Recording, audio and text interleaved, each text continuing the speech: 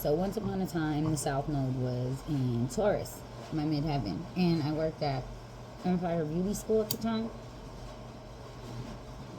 I read their front desk and shit at first, and then eventually I got promoted to admissions specialist. And one thing that really changed how I looked at the world was when we would have people enrolling, we'd be like, yeah, this is like good though, because you're going to spend this money, you're going to come here for 10 months, but then you're going to have a skill. You're going to be able to go out here and do hair no matter what. And people are always going to want their hair done. People are always going to need their nails done. People don't give a fuck whether the economy's bad or not. They going to maintain.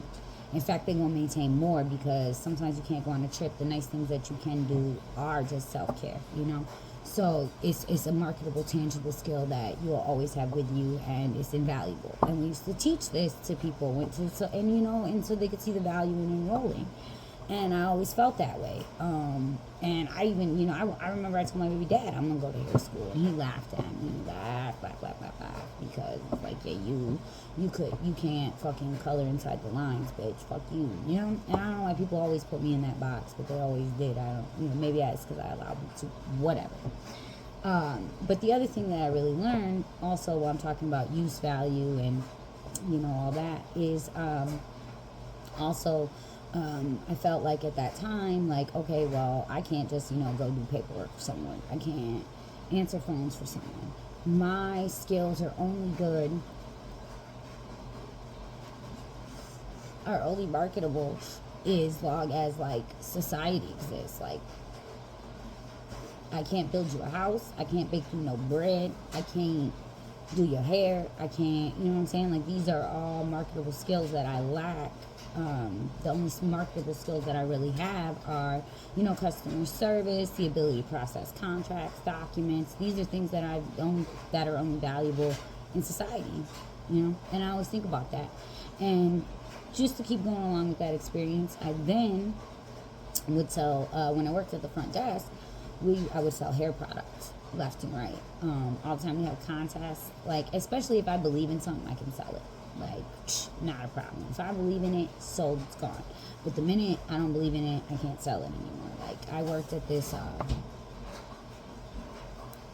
skincare store one time, and once I found out they were scamming, my sales dropped. Because I'm like, I can't lie. But anyway, so I would sell a lot of the hairspray and shit. I would win every contest, all that stuff. Not a problem. But then when I had to start selling enrollment, it was a lot harder, because I was no longer selling a physical product. I had to sell these people a concept and an idea, a future, and a dream. And then that became a lot harder. And even when I went to go work in the auto industry, right, I became an F&I manager, a business manager. So I didn't even get to sell the car. Like, I didn't even have the task of selling an expensive product or a large product. I had the task of selling an idea or a fear, a warranty, a finance contract. Everything I had to sell was intangible. So last year, during Aries season, I said, the seed that I wanted to plant was a tangible product that I can sell, that can offer actual hand-to-hand value.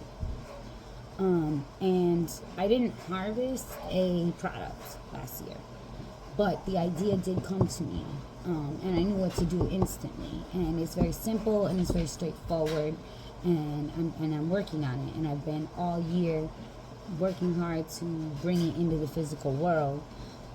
But I just thought about that today real heavy, as we go through all the shit right now with Pluto going through Capricorn in America's second house, of values. It's like Capricorn is use. Capricorn is doing. So it's like, where is the actual value in what we got going on here in today's society, right? But anyways, whatever. National over my tray.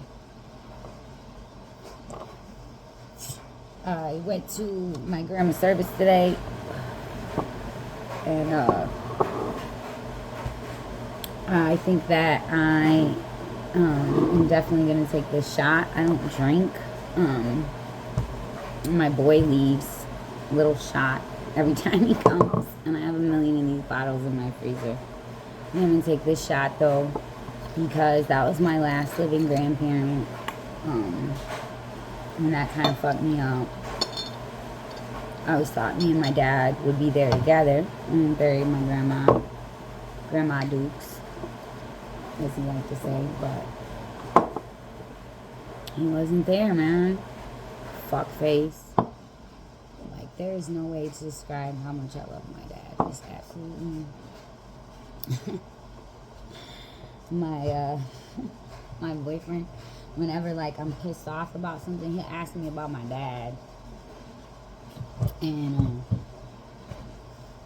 it always makes me laugh. He asks me about my dad, and I'll start talking about him. Like, I don't even be mad no more. I'll be like, oh, Rob, let me tell you, yeah. No lie, bro. I broke down and cried at work the other day because there's this homeless dude that be coming around cleaning the parking lot and shit, and pulling all the weeds. And he's just the sweetest guy, and he was telling me there's a bunch of police on 33rd Street, and I just sat there. I want to cry, because, you know, like, my dad used to be on 33rd Street. Motherfucker smoked a whole lot of work over there. He got an apartment over there one time. He was so geeked up. Anyways, so I'm gonna take this shot and this shit. I don't know. Just talking for no reason, I guess. Whatever. I don't want to actually talk to anyone today, I don't think. You know what I mean? No. Anyways.